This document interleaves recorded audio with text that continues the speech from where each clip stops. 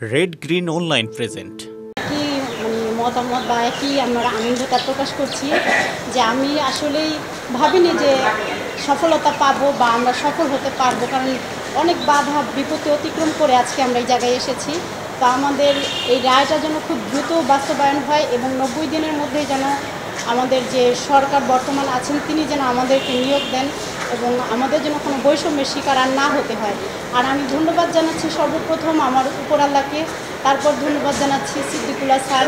উনি আমাদের জন্য অনেক কিছু করেছেন, অনেক কিছু যা বলে আমরা ভাষায় প্রকাশ করতে পারবো না।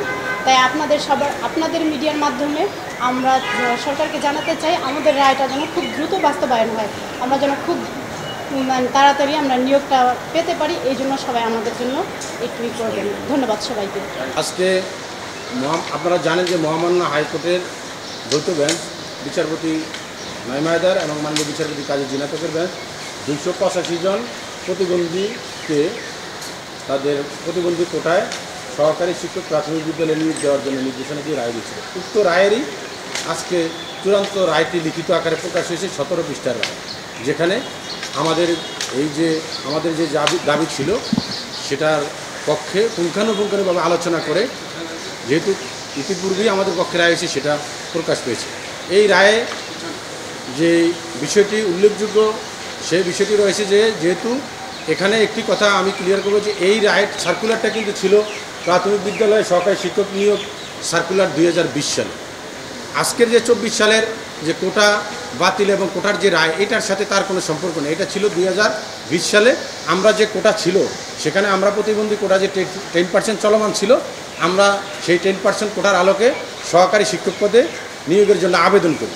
যথারীতি আমরা লিখিত পরীক্ষা উত্তীর্ণ হই, ভাই অংশগ্রহণ করি। কিন্তু রেজাল্ট প্রকাশের পরে দেখা যায় যে সার্কুলার এবং তৎকালীন যে আইনে 10% কোটা ছিল প্রতিবন্ধী আর এতিম প্রতিবন্ধীদের জন্য, সেই কোটাটা 1%ও মেনটেন করা হয় না। তখনই আমরা এই রিট পিটিশনটি দায়ের করেছিলাম। আজকে এখানে যে আলোচনাটা করেছেন মহামান্য হাইকোর্টের মাননীয় বিচারপতি মহোদয়গণ, যে প্রতিবন্ধী সুরক্ষা আইনে যে 35(1) সেখানেও বলা আছে যে তাদেরকে কোনোভাবে বৈষম্যের স্বীকার করা যাবে না, এবং সংবিধানের 28-এ যেটা বলা আছে যে পিছিয়ে পড়া জনগোষ্ঠীকে আগে আনার জন্য যে কোনো পদক্ষেপ নেওয়া যাবে, সেটাকে এখানে প্রাধান্য দেওয়া হয়েছে। সর্বশেষ একটি নির্দেশনা দিয়ে মহামান্য হাইকোর্ট সরাসরি একটি নির্দেশনা দিয়েছেন যে the respondent are directed to appoint the petitioner, যে এই যে 285 জন আমাদের পিটিশনার রয়েছে তাদেরকে প্রাথমিক বিদ্যালয়ের সহকারী শিক্ষক পদে তৎকালীন সার্কুলার আলোকে যে 10% কোটা ছিল তার আলোকে তাদেরকে নিয়োগ দেওয়ার জন্য নির্দেশ দিয়েছে। আর এই রায়টি রায় পাওয়ার থেকে, যেহেতু কালকে এটা পাবলিশ হয়েছে, ওয়েবসাইটে দেওয়া হয়েছে, 90 দিনের ভিতরে বাস্তবায়ন করার জন্য সংশ্লিষ্ট কর্তৃপক্ষের প্রতি নির্দেশনা দিয়েছে।